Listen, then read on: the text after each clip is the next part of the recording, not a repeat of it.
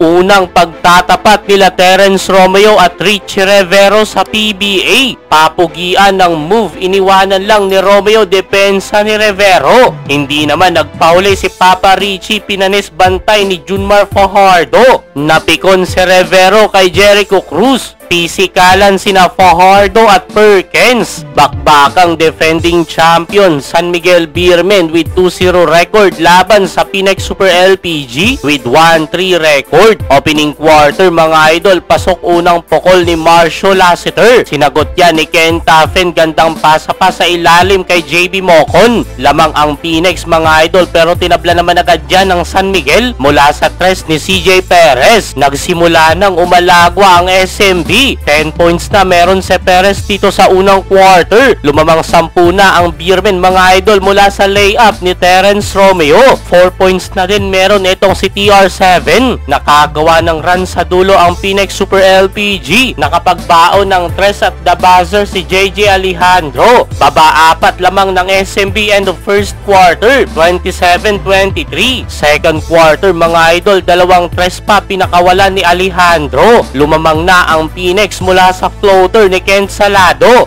30-29 under 9 minutes mark. Dito na nagkabantayan sina Terence Romeo at Richie Rivero. Panis depensa ni Junmar Fajardo sa reverse layup ni Papa Richie. Sumubok pa mag-putback dunk mga idol. Dikdika na ang laban. Pisikalan sina Fajardo at Jason Perkins. Mababalian pa ng ilong si Abay ng masiko ni Camacho. 2 minutes nung muling nakontrol ng San Miguel ang laban mga idol. Back-to-back 3 mula kina Simon Enciso at Marcio Lassiter. 4 pa rin lead ng SMB end of second quarter, 49-45. Third quarter, lumayo na ang Beermen. Namuwersa na si Abay sa ilalim mga idol. Mainit pa rin offensively si CJ Perez. Sabayan pa yan ng mainit ding shooting ni Don Troliano. Palo na 14 lead ng SMB.